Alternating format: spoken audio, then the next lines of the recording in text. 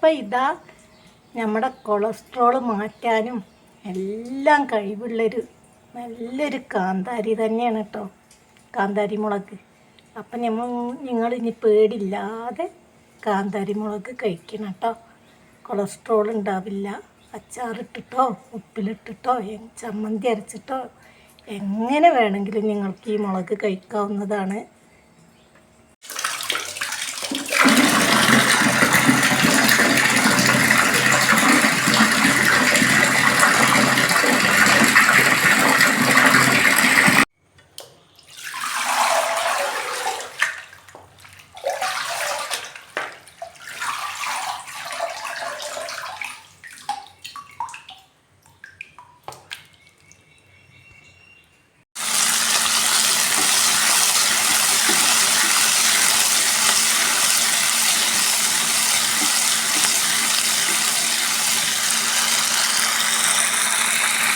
എൻ്റെ അച്ചാറിന് ആവശ്യമായത് പച്ചമല്ലി, ഉലുവ, ചെറിയ ജീരകം, വലിയ ജീരകം, കായപ്പൊടി, ഉണക്കമുളക് ഇതെല്ലാം നന്നായി വറുത്ത് പൊടിച്ചിട്ട് വരാം.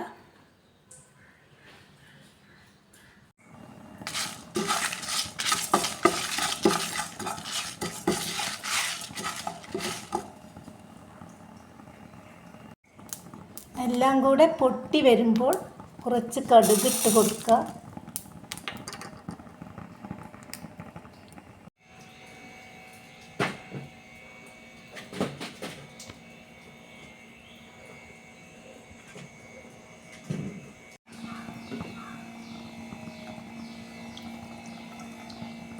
നല്ലെണ്ണ ഒഴിച്ച് നമ്മളെ മുളകെല്ലാം വാട്ടിയെടുക്കുക കേട്ടോ.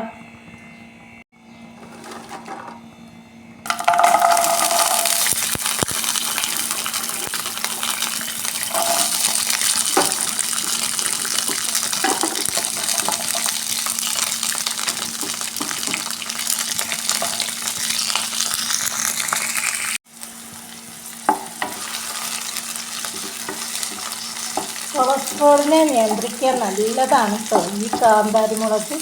പുറത്തല്ല, അതിന് നല്ല റേറ്റ് തന്നെയാണ്. നമ്മുടെ നാട്ടിലും റേറ്റൊക്കെ ആണെന്ന് പറയണ കേട്ടിട്ടുണ്ട്.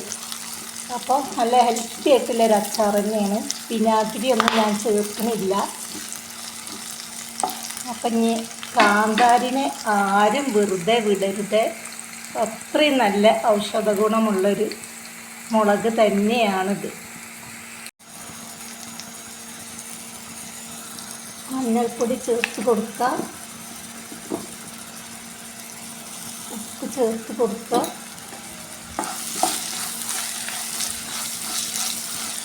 മുളക് പൊടി വേണമെങ്കിൽ ചേർത്താൽ മതി. ഇത് നല്ല എരിവാണല്ലോ, നമുക്ക് ആവശ്യമുണ്ടെങ്കിൽ മുളക് പൊടി ചേർക്കുക, അല്ലെങ്കിൽ വേണമെന്നില്ല. മുളകിൽ നല്ല എരിവൊക്കെയാണല്ലോ.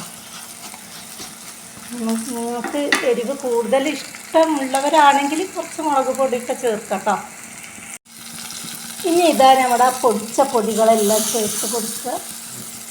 നന്നായി ഇളക്കിയാൽ അച്ചാർ ഈസി ആയിട്ടുള്ളൊരു അച്ചാർ റെഡിയായി. ഇനി ഒരു 2 ദിവസം കഴിഞ്ഞിട്ട് നമുക്ക് ഇത് ഉപയോഗിക്കാവുന്നതാണ്. നല്ല ടേസ്റ്റാട്ടോ. ഏത് കറിൻ്റെ കൂടെ ആണെങ്കിലും നല്ല രുചിയുള്ളൊരു അച്ചാർ തന്നെയാണ്.